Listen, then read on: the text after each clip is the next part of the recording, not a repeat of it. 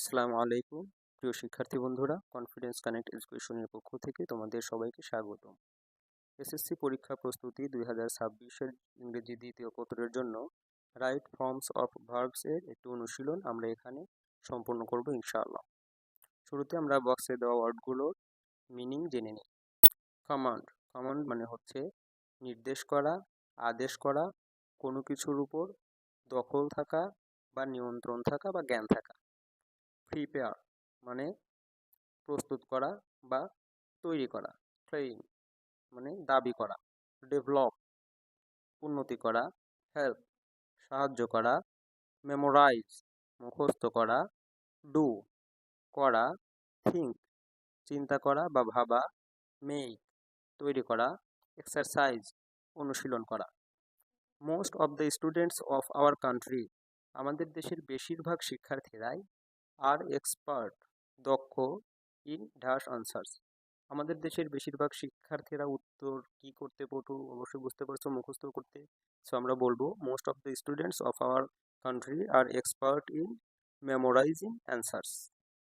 উত্তর মুখস্থ করতে পটু। এখানে মেমোরাইজিং হওয়ার কারণ হচ্ছে সামনে প্রিপোজিশন ইন রয়েছে। আমরা জানি কোনো ভার্বের পূর্বে যদি preposition in, of, for, by ইত্যাদি থাকে তাহলে সাধারণত ভার্বের সাথে আইএনজি যোগ হয়। দ্বিতীয় সেন্টেন্সটি দেখো, they do not dash notes themselves. এটি সিম্পল প্রেজেন্ট টেন্স এবং নেগেটিভ সেন্টেন্সে রয়েছে। সো এখানে যে ভার্বটি আসবে সেটি অবশ্যই বেস ফর্মে হবে। আমরা বলতে পারি they do not prepare notes themselves. তারা নিজেদের নোট নিজেরা তৈরি করে না। They get them dash by their tutors. যাদের পজিটিভ ভার্ব সম্বন্ধে ধারণা রয়েছে তারা খুব সহজেই বুঝতে পারবে। যখন সাবজেক্ট কোনো কাজ নিজে না করে অন্য কাউকে দিয়ে করিয়ে নেয় সেক্ষেত্রে পজিটিভ ভার্ব ব্যবহৃত হয়। এক্ষেত্রে পজিটিভ ভার্ব গেট এবং পরের ভার্বটি অবশ্যই পাস্ট পার্টিসিপল ফর্মে হবে। আমরা বলতে পারি they get them done by their tutors. তারা এই নোটগুলো তাদের শিক্ষকদের দ্বারা করিয়ে নেয়। Their tutors dash their brain for the students. এটিও simple present tense. So verb যেটি হবে অবশ্যই বেস ফর্মে হবে যেহেতু subject third person plural number. আমরা বলতে পারি their tutors exercise their brain for the students. তাদের শিক্ষকরা তাদের শিক্ষার্থীদের জন্য নিজেদের ব্রেইনকে অনুশীলন করা বা খাটায়।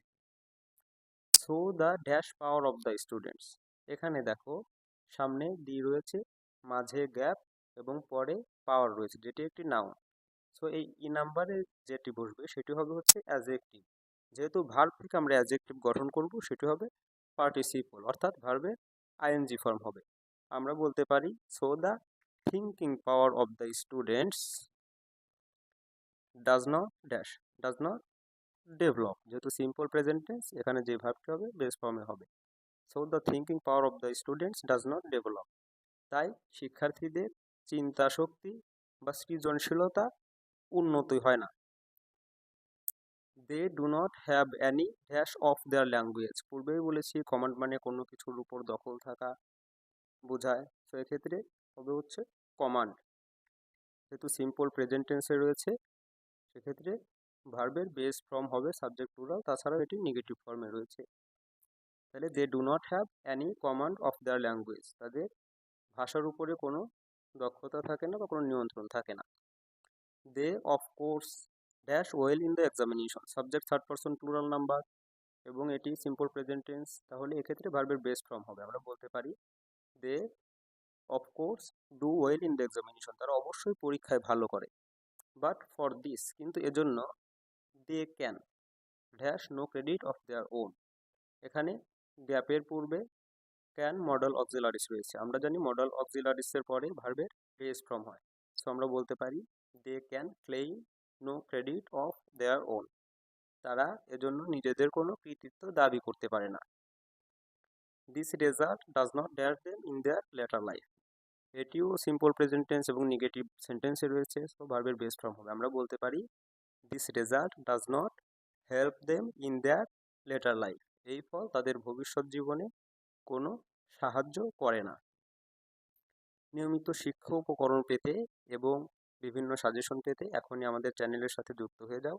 সবার জন্য অনেক অনেক শুভকামনা। ধন্যবাদ। আসসালামু আলাইকুম।